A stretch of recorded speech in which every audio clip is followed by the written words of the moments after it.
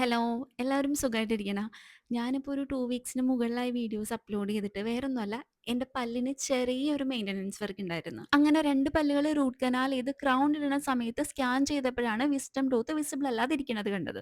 അങ്ങനെ അതെല്ലാം ചെയ്ത് ശരിയാക്കി പച്ചവെള്ളവും ജ്യൂസും കരിക്കും വെള്ളവും മാത്രം കുടിച്ചുകൊണ്ടിരുന്ന എനിക്ക് വായിൽ രുചിയുള്ള എന്തെങ്കിലും കഴിക്കാനായിട്ട് ഒരു പൂതി.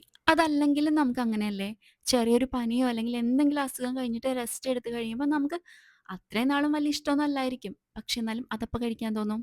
എനിക്കങ്ങനെയാണ്. നിങ്ങക്കെങ്ങനെയാണ്? അപ്പം ഞാൻ വിചാരിച്ച് ഇന്ന് ബ്രേക്ക്ഫാസ്റ്റിന് നല്ല മട്ടൺ സ്റ്റൂവും ഇടിയപ്പം ഉണ്ടാക്കിയാലോന്ന്. എന്നാ വാ നമുക്ക് വേഗം പോയിട്ട് ഉണ്ടാക്കിയിട്ട് കഴിക്കാം. പിന്നില്ലേ നമ്മൾ സ്റ്റൂ ഉണ്ടാക്കുന്ന സമയത്ത് മട്ടനും വെജിറ്റബിൾസും ഒരുമിച്ചിട്ടിട്ട് വേവിച്ച് നമുക്ക് സ്റ്റൂ ഉണ്ടാക്കാം. പക്ഷെ ഇവിടെ ഞാൻ ചെയ്തത് മട്ടൻ മാത്രമാണ് ആദ്യം വേവിച്ച് വെച്ചത്. വേറൊന്നുമല്ല, നമ്മൾ ഇടയ്ക്ക് മാത്രമേ മട്ടൻ വാങ്ങിക്കാറുള്ളൂ. അപ്പം പിന്നെ ഒരു കറി മാത്രമായിട്ട് വെച്ച് കൂട്ടണ്ടല്ലോ. നമുക്ക് ഇച്ചിരി എടുത്തിട്ട് സൂപ്പ് ഉണ്ടാക്കാം, കുറച്ചെടുത്തിട്ട് സ്റ്റൂ ഉണ്ടാക്കാം, ബാക്കി വരുന്നത് കറി ഉണ്ടാക്കാം. പിന്നെ അതുകൂടാതെ തന്നെ സ്റ്റൂ ഉണ്ടാക്കാൻ വളരെ സിമ്പിൾ അല്ലേ. ആകെ നമുക്ക് പണിയുള്ളത് തേങ്ങാപ്പാൽ പിഴിഞ്ഞെടുക്കണ ജോലി മാത്രമേ ഉള്ളൂ. അങ്ങനെ ഒരു കടായി എടുത്തിട്ട് അതിലേക്ക് കുറച്ച് ഓയിൽ ഒഴിക്കുക. ഇഞ്ചി വെളുത്തുള്ളി പച്ചമുളക് ചതച്ച് വെച്ച പേസ്റ്റ് ജസ്റ്റ് ഒന്ന് വഴറ്റിയെടുക്കുക.